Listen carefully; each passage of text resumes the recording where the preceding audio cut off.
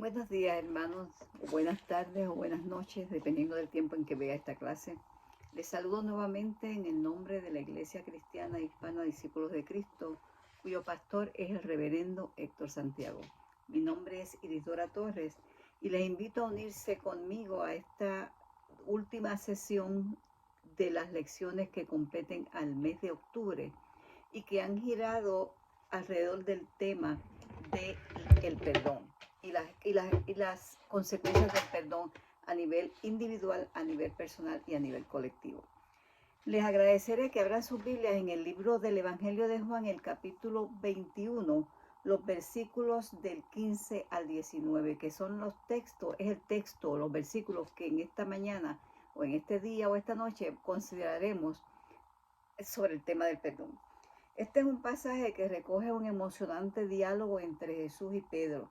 Es un momento íntimo, es un momento intenso, es un momento profundamente emocional para Pedro principalmente.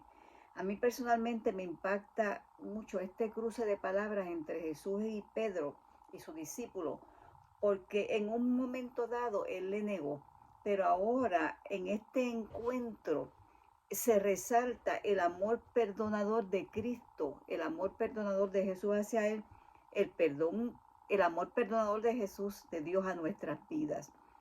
Juan es el último de los 4 evangelios y el capítulo 21 nos ofrece un aparente cierre a esta composición de los 4 relatos evangélicos. Esta escena ocurre justo después de la resurrección de Cristo. Y podríamos imaginar que el estado de ánimo de los discípulos estaba un poquito derrotado, estaban un poquito menguados, porque quizás hasta paralizados física y emocionalmente. Para ellos, por lo tanto, en este momento era necesario volver a sus actividades acostumbradas. Entre estos discípulos estaba Pedro al lado de la playa. Allí estaban todos ellos reunidos. Y Pedro toma la iniciativa de regresar a su trabajo, de regresar al mar con sus redes de pescador. El versículo 14 de este capítulo 21 de Juan nos establece claramente que este es el tercer encuentro de Jesús resucitado, la tercera aparición de Jesús a ellos. En los versículos del 1 al 3, hasta este momento, aparentemente las diferencias que hubieran podido tener los discípulos están resueltas. Y algo interesante es que mientras los otros evangelios, por ejemplo, Mateo y Marcos, Jesús se le aparece a los galileos. En Lucas y Juan se le aparece a los judíos. Pero aquí en Juan específicamente incluye a ambos, judíos y galileos. O sea que es más inclusivo en este momento. Cuando vamos al Evangelio, al capítulo 21, el capítulo 1 dice que Pedro resueltamente decidió que iba a pescar. Pensemos que él recibió el Espíritu Santo directamente de Jesús, quien lo comisiona para una misión cristiana mundial esencial. Y se nota que la personalidad de líder de él ya se seguía mostrando. Por eso es que él resueltamente dice, voy a pescar. Y los demás le acompañan. Esa noche no pescan nada, según aparece en los versículos 3 y 4. Pero Jesús les aparece y comparte con ellos en una forma familiar. Sin embargo, ellos no les reconocen. Cuando llega a los versículos 5, 6 y 7, Jesús les pide a ellos algo de comer. Otro momento de intimidad entre Jesús y ellos, que recuerda quizás cuando comieron la Santa Cena, la última cena. Jesús entonces, al ellos no tener nada que ofrecerles, Jesús les ordena regresar al mar, regresar a pescar. Pero esta vez la pesca es increíble, tan grande que ellos no podían, rompían sus redes.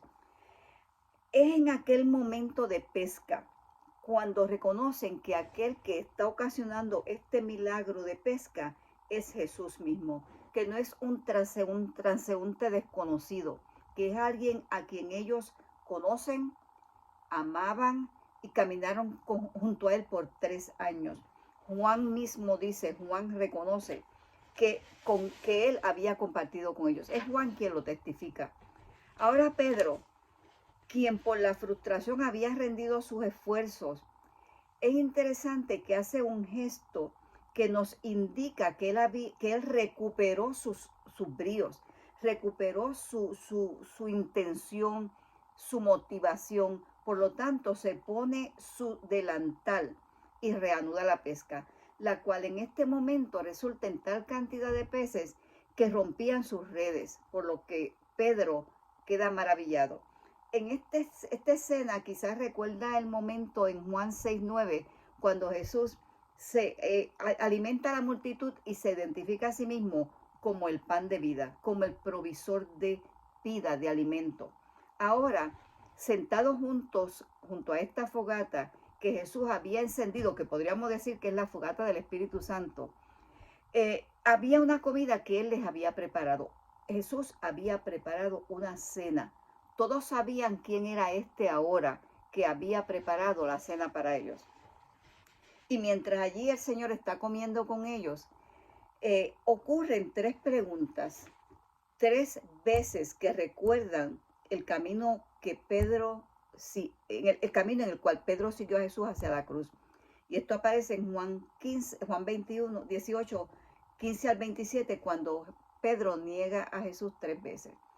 En este pasaje las palabras quiero y amo, aunque están usadas como aparente sinónimo, en realidad marcan una diferencia, porque el significado intrínseco que da Jesús a la palabra amor Jesús le adjudica algo más que lo que nosotros consideraríamos amor. Implica un compromiso, implica amor y cuidado. Y ese amor y ese cuidado se demuestra a través del cuidado de las ovejas. En este momento, en este instante íntimo, frente al fuego, que repito, podría ser el fuego del Espíritu Santo, Pedro es comisionado en 3 ocasiones para pastorear, para cuidar las ovejas de Jesús, para pastorear su redil. A Pedro se le inviste con una misión apostólica, con una responsabilidad esencial para el desarrollo de la iglesia, que todavía hoy nosotros somos beneficiarios de esa misión de Pedro. El liderazgo de Pedro en la comunidad, según Juan lo plantea y aprecia y garantiza, se incorpora aquí con unos alcances universales para el desarrollo de la iglesia primitiva y la iglesia actual. Jesús mismo en este texto instituye y declara a Pedro como líder de la iglesia. El versículo 18, este es un versículo bien trascendental, porque este versículo tiene aparente relación con la muerte en la cruz. Si nosotros, ¿verdad?, tenemos el conocimiento, cuando se escribe este 4.º evangelio, ya Pedro había muerto como mártir, y de acuerdo a la tradición, se dice que murió con su cuerpo invertido en una cruz en las arenas de Nerón, el emperador de Roma. Este versículo 18 concluye con una invitación de Jesús a seguirle. Una invitación que todavía hoy día está patente, latente, que todavía resuena en los caminos de la humanidad. Podríamos decir que esta es la sentencia final del Evangelio de Juan, porque lo que sigue es un epílogo breve de Juan resumiendo por qué él escribió y cómo él escribió este Evangelio. Pero volvamos ahora a Pedro y a Jesús. Volvamos al Pedro que desde la distancia contempló al Maestro morir en la cruz. Volvamos a este Pedro que en este momento y los momentos después de la cruz tiene que haber tenido una carga emocional intensa, la carga de culpa sobre su conciencia, que le recordaba en este momento frente a Jesús que él le había negado, que él había traicionado a aquel que había depositado en él su confianza. Consideremos las emociones contradictorias que pasaban por el pensamiento de Pedro. Él tiene que haberse sentido en este momento aprisionado por la culpa. Pedro, que caminó por aquellos pasajes polvorientos junto a Jesús, le negó. Y ahora, frente al mar, sentado frente a él, Jesús habla. Y si nos colocamos en el lugar de él, ¿cómo nos sentiríamos nosotros sentado si Jesús estuviera frente a nosotros? Y yo imagino que con voz suave y mirada penetrante, Jesús le dijo a Pedro, Pedro, tú me amas, realmente tú me amas. Creo que Pedro se sobrecogería de amor reverente, de temor reverente y de vergüenza. Y que y quizás, ¿verdad? Haciendo una traducción de la, ¿verdad? Una interpretación, quizás Pedro le diría, Señor, ¿por qué tú me haces esa pregunta? Si yo te traicioné, yo te traicioné. No sé si realmente yo te amo. Yo sí sé que te quiero, porque amarte es un sentimiento más íntimo, más profundo, más de compromiso que yo no supe tener cuando tú más me necesitabas. Señor, yo te quiero, tú lo sabes, tú me conoces. Jesús le hace la misma pregunta 3 veces. Pedro, tú me amas, tú me quieres lo suficiente como para entrar en un compromiso total conmigo, como para entrar en un compromiso en el cual con tu vida no niegues mi presencia en tu vida.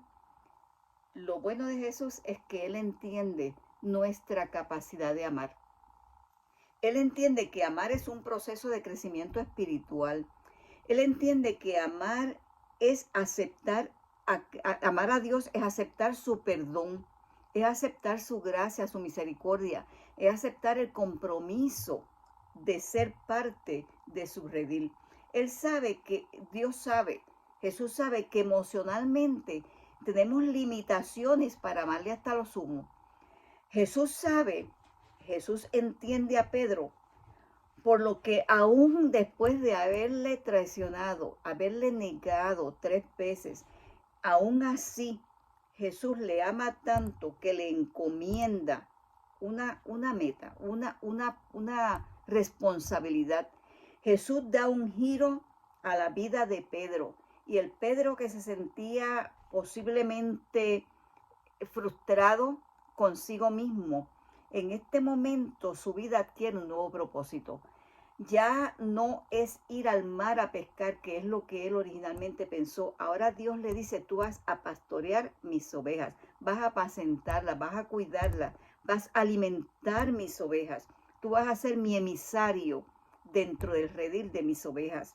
Me parece que Jesús colocó sobre Pedro su brazo sobre los hombros y le abrazó y le dijo, Pedro, yo te amo, yo te perdono, tú me amas, tú me dices yo te quiero, pero yo te amo y yo te perdono. Jesús entonces invita a Pedro a olvidarse de sus redes, a olvidar su pasado, a olvidar aquello que no estuvo bien y lanzarse al mundo siguiéndole a Jesús, siguiendo a Jesús. Imagino que las palabras de Jesús hicieron brotar en Pedro lágrimas. Este hombre tosco, marcado por la culpa y la frustración, por el enojo con sí mismo, imagino que pudo enderezar la espalda doblada por el peso de la derrota que había sentido. Imagino que enderezó sus rodillas, se levantó, se puso de pie y pudo restituir su estatura de hombre, hombre perdonado. Quiero pensar que por primera vez en muchos días Pedro pudo levantar su rostro sabiendo que había sido perdonado. Imagino que en ese momento, en la tercera vez que Cristo se le aparece, Pedro le puede mirar directamente a los ojos. Él pudo entender que aunque su capacidad de amor era limitada, como es limitada por su humanidad, el amor de Dios es más que suficiente para capacitarlo para cumplir su misión de liderato dentro de la iglesia. El perdón de Dios a los hombres trae liberación.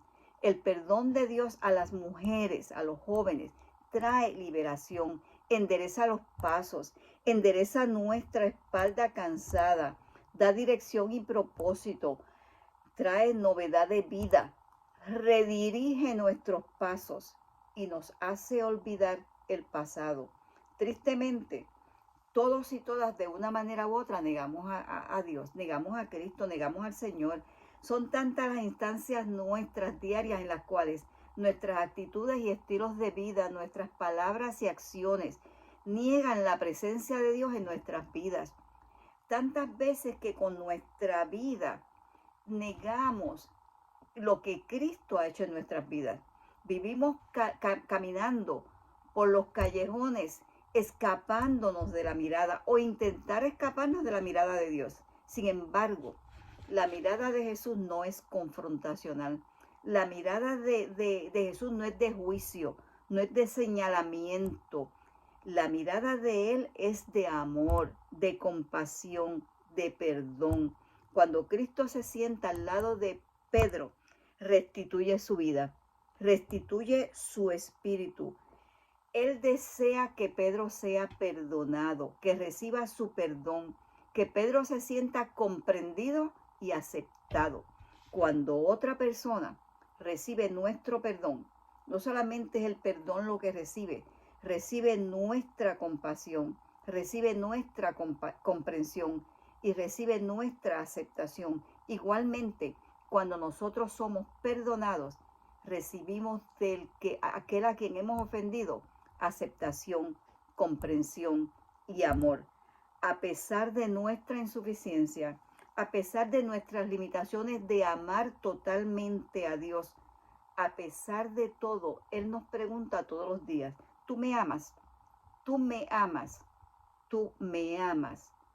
Y Él nos contesta, yo te amo, yo te amo, yo te amo y deseo que me acompañes. Sígueme.